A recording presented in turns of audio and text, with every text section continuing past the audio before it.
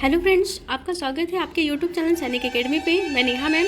आज मैं फिर आपके रीजनिंग के यूपी प्लस री एग्ज़ाम के लिए रीजनिंग का प्रैक्टिस सेट लेकर आई हूँ, जो आपके 20 क्वेश्चंस हैं और बहुत इंपॉर्टेंट क्वेश्चन है और हर एक चैप्टर से क्वेश्चंस आपके हैं। जो आपके इंपॉर्टेंट भी क्वेश्चन है, आप लोग इस वीडियो की लास्ट तक ज़रूर बने रहिएगा ताकि आपको हर क्वेश्चन को समझ आ सके। तो देखते हैं हम पहले क्वेश्चन की तरफ। देखिए, जो ये क्वेश्चन है वो क्या है, ये बोला है किसी घड़ी के घंटे की सुई 1 मिनट में कितनी डिग्री घूमती है। तो देखिए, आपका अगर बात करें मिनट की सुई, तो मिनट की सुई 1 मिनट में 6 डिग्री घूमती है। ये मिनट की सुई बात करिए, लेकिन यहाँ बात करिए कि घंटे की सुई 1 मिनट में कितनी डिग्री घूमेगी। तो आप जानते रहिएगा, जो 12 घंटे में घंटे की सुई 360 डिग्री घूमती है। कितनी डिग्री घूमती है? 360 डिग्री। अगर 1 घंटे की बात करें तो आपका कितना हो जाएगा? 360 का 12 से डिवाइड कर देंगे तो आपका कितना हो जाएगा? 12 तें 36, मतलब 1 घंटे में कितनी डिग्री घूमेगी? 30 डिग्री। और बोला है कि 1 मिनट में कितनी डिग्री घूमेगी। तो आपको पता है कि 1 मिनट में होता है 1 घंटे में होता है 60 मिनट। तो हम 30/60 कर सकते हैं। तो आपका इसका डिवाइड करेंगे, आपका 30 सिक्का 30, 30 दूनी 60। तो आपका क्या आ जाएगा? 1/2। तो आपका इसका आंसर जो हो जाएगा वो क्या हो जाएगा? जो घंटे की सुई है 1 मिनट में कितनी डिग्री घूमेगी, तो कितनी डिग्री घूमेगी? 1/2 डिग्री घूमेगी। और ये क्वेश्चन आपकी बहुत इंपॉर्टेंस है, तो देख लीजिएगा। फिर देखते हैं जो अगला क्वेश्चन है वो क्या है। अगला क्वेश्चन ये है कि खेल, फुटबॉल, छिपकली का संबंध क्या है, ये आपको बताना है। तो आपका देखिए, जो खेल है, खेल का संबंध फुटबॉल से होता है। अगर बात करें खेल के अंदर क्या आ जाएगा? फुटबॉल। लेकिन छिपकली क्या है? एक जीव है, तो ये क्या अलग हो जाएगा। तो आपका आंसर क्या हो जाएगा? ए हो जाएगा। फिर देखते हैं तीसरा नंबर के क्वेश्चन में। तीसरे नंबर क्वेश्चन क्या है, ये बोला यदि सर को SIR को PSPIPR लिखा जाता है तब मैन को कैसे लिखेंगे। तो देखिए, जो यहाँ सर है SIR है सर। सर के पहले देखिए, यहाँ यस के पहले क्या है? यस के पहले P है, आई के पहले P है और फिर आर के भी पहले P है। मतलब इसमें जो तीनों अक्षर है, तीनों के पहले क्या लगा है? PP। तो हमें MAN लिखना है। तो यम के पहले हमें यम के पहले पी लिखना है। तो यम के पहले पी लगभग 2 ऑप्शन में, इसमें पहले और तीसरे में, ये 2 ऑप्शन तो ऑलरेडी कट गए। अब इसमें देखना है, फिर आपको देखिए ए के पहले भी पी लिखना है। तो ए के पहले पी इसमें है, इसमें नहीं है। तो आपका आंसर क्या हो जाएगा? सी हो जाएगा। और एन के पहले भी पी है, तो आपका आंसर क्या हो जाएगा? सी। हमें क्या लिखना है? तीनों के पहले पी लिखना है। फिर लिखना है कि अगला क्वेश्चन क्या है। बोला है किसी कूट भाषा में 639 को वाटर इज ड्रिंक लिखते हैं, 316 को क्या लिखते हैं? जूस इज ड्रिंक, और 219 को क्या लिखते हैं? वाटर और जूस। तो आर के लिए क्या अर्थ होगा? तो देखिए, हम बात करें जैसे कि इसमें लिखा हुआ है 639। अगर हम बात करें वाटर किस में मिल रहा है? यहाँ पे वाटर मिल रहा है और यहाँ पे, मतलब पहले और तीसरे में। और इसमें देखिए, पहले और तीसरे में कौन सी संख्या मिल रहा है? 9 मिल रहा है। तो अगर हम बात करें, जो 9 का कोड हो जाएगा, 9 का कोड क्या हो जाएगा? वाटर हो जाएगा। 9 का कोड वाटर हो गया। फिर देखते हैं जो अगला है।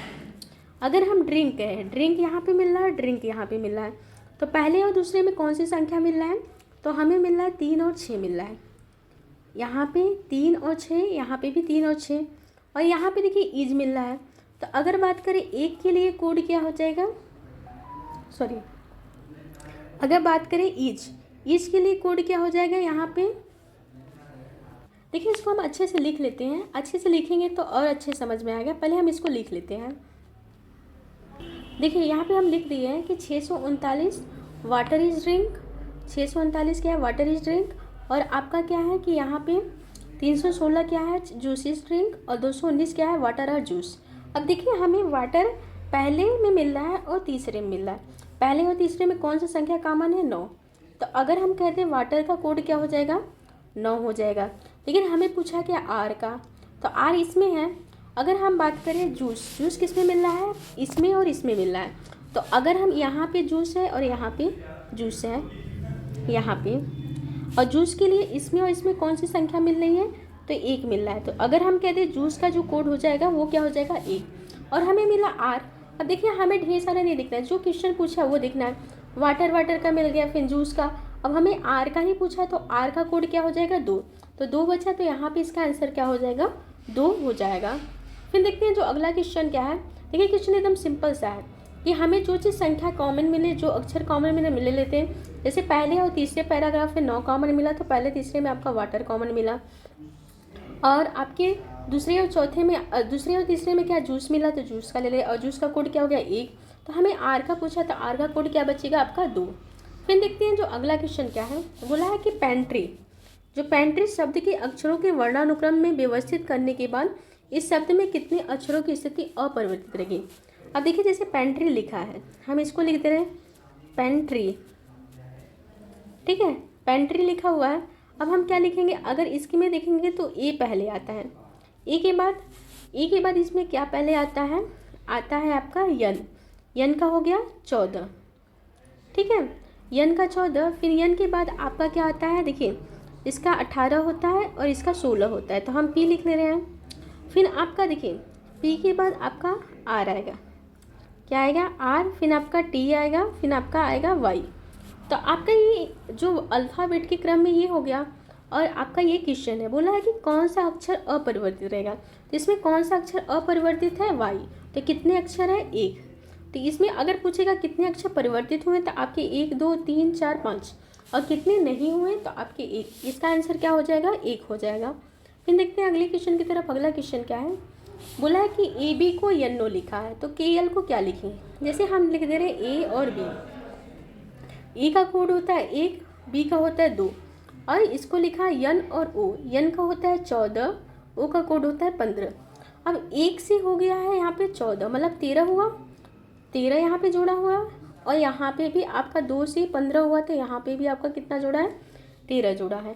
तो हमें क्या करना है, हमें के एल का लिखना है। तो के एल, रुकिए,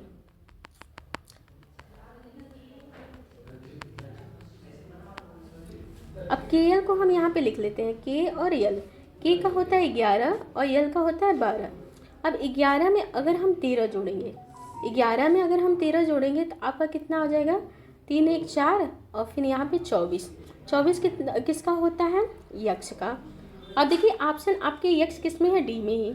अब 12 में भी 13 जोड़ेंगे तो आपका क्या आ जाएगा 25 आ जाएगा, यक्ष और वाई हो जाएगा। तो ऑप्शन क्या हो जाएगा आपका डी हो जाएगा। तो ऐसे एग्जाम में अगर क्वेश्चन अगर आपको ऑप्शन मिले तो आप ऑप्शन काटना सीखिए। अगर ऑप्शन काटेंगे तो आपका समय बहुत आसानी से बचेगा।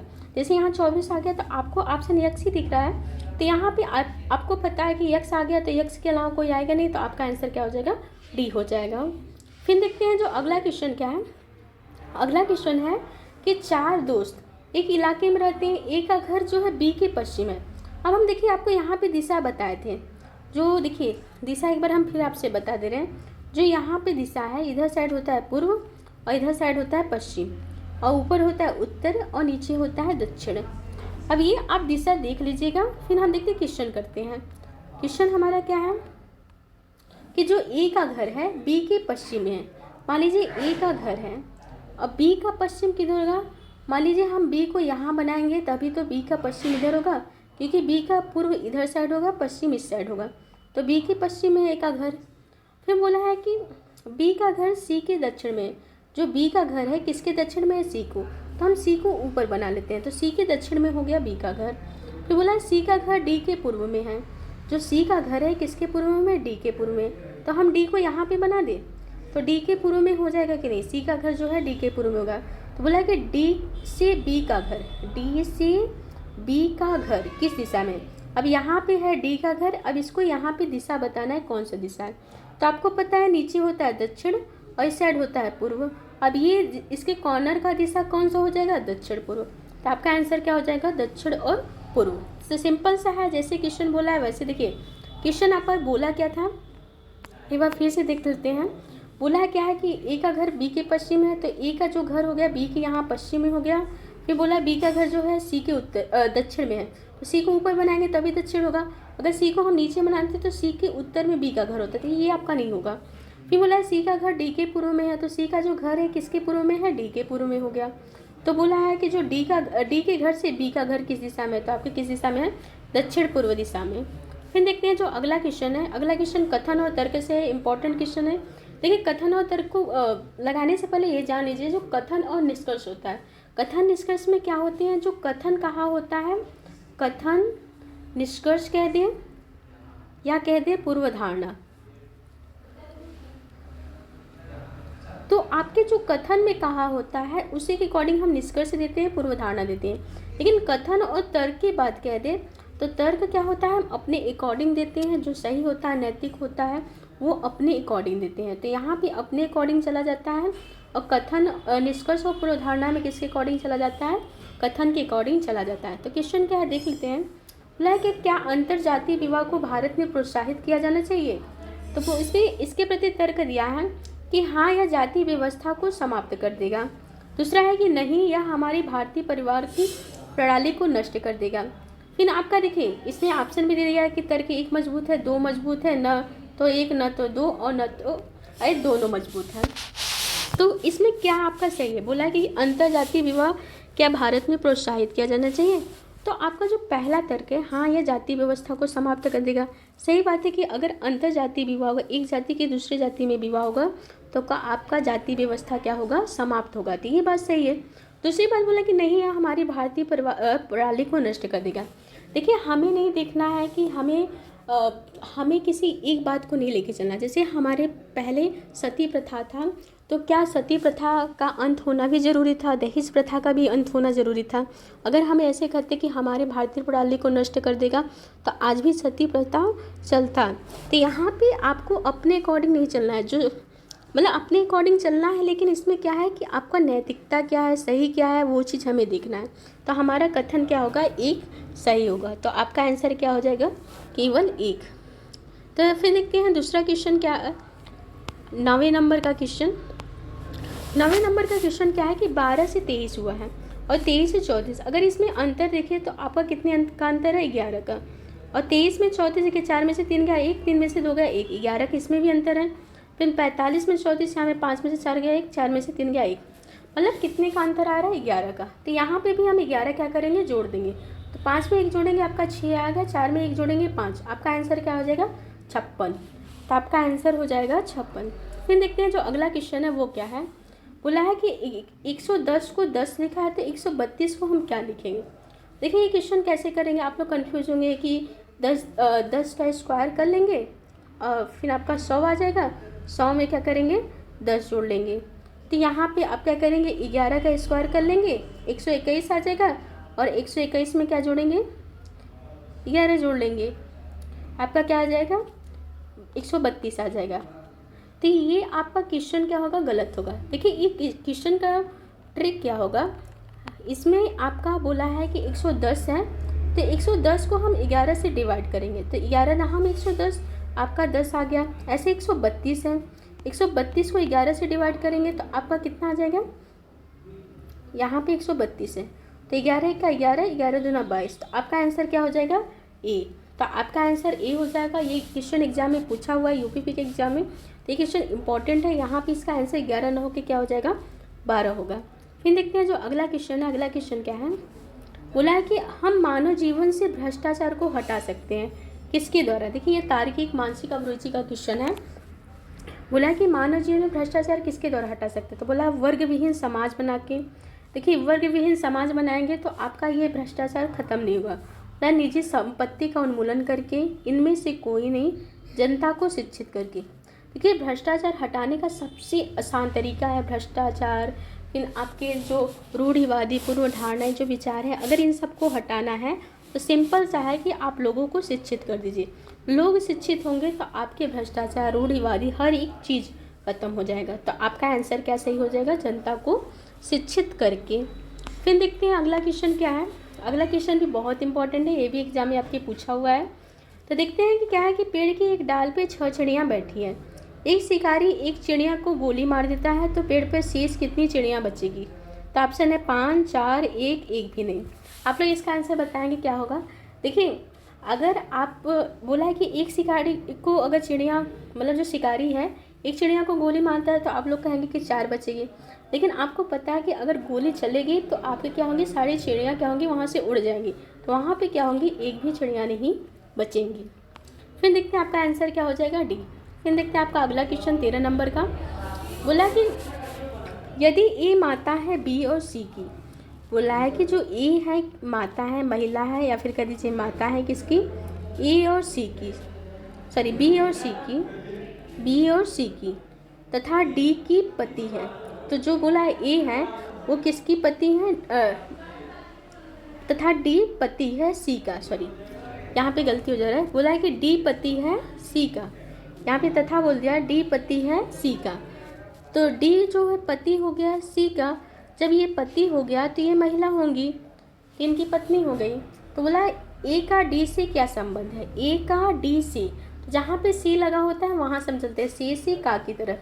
तो ये आपको पता है ये इनकी लड़की है, लड़की का आपकी मतलब आपकी मान लीजिए सिंपल समझिए, इनकी पत्नी है, पत्नी की माँ कहलाएंगी सास। तो आपका आंसर क्या हो जाएगा, सास हो जाएगा। फिर देखते हैं अगले क्वेश्चन की तरफ। अगला क्वेश्चन क्या है, बोला है कि यदि प्लस का अर्थ भाग है, यहाँ पे क्या बोला है, प्लस का अर्थ, जो प्लस का अर्थ भाग है, माइनस का अर्थ गुणा, गुणा का अर्थ प्लस, भाग का अर्थ माइनस, तो करना है। तो ये क्वेश्चन सॉल्व करना है। तो हम इसको जो इसका चिन्ह है ये चेंज कर लेते हैं। अगर हम प्लस की जगह पे क्या करें, प्लस का अर्थ यहाँ पे भाग है तो भाग लगा दे रहे हैं। फिर यहाँ पे देखिए माइनस का अर्थ गुणा है तो यहाँ पे गुणा कर दे रहे हैं। गुणे का अर्थ क्या है प्लस, तो प्लस कर दे रहे हैं। तो गुणे का अर्थ यहाँ पे प्लस है तो यहाँ पे प्लस कर दिए। और फिर यहाँ देखिए यहाँ पे भाग है, भाग का अर्थ क्या है माइनस, तो यहाँ पे माइनस कर दिए।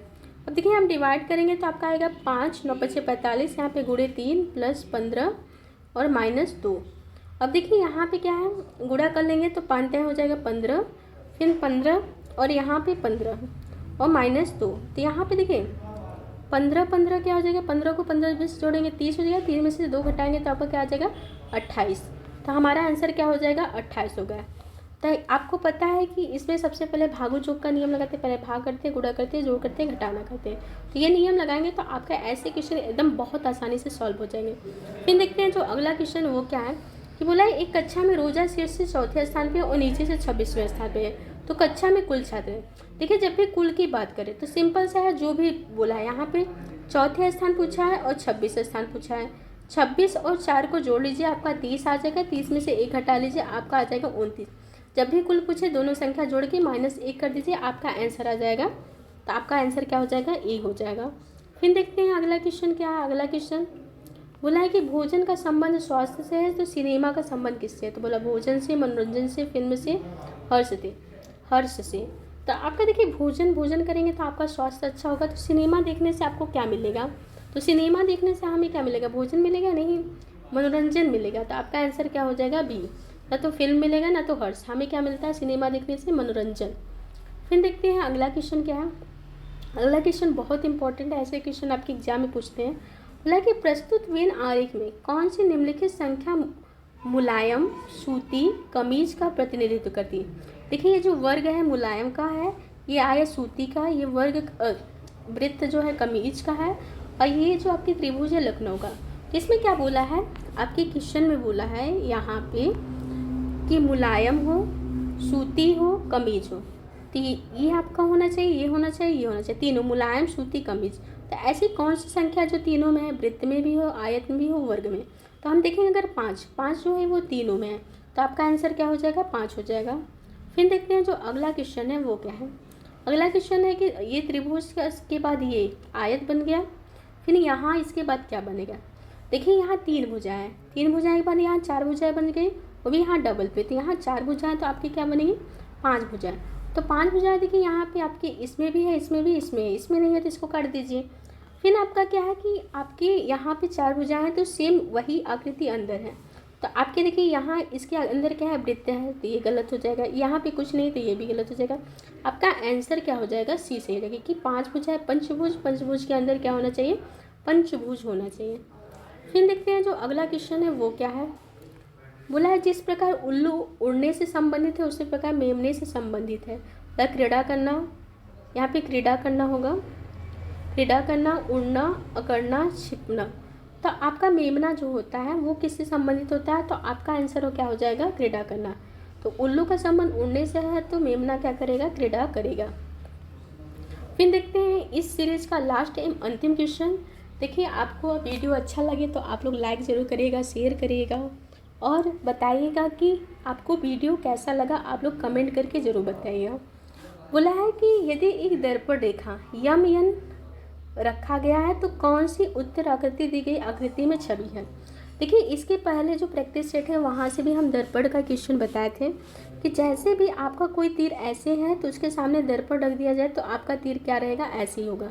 अगर आपका कोई भी, मान लीजिए ये त्रिभुज है, त्रिभुज का मुख ऐसे है तो दर्पण के सामने रख दिया जाएगा तो ये ऐसे ही होगा।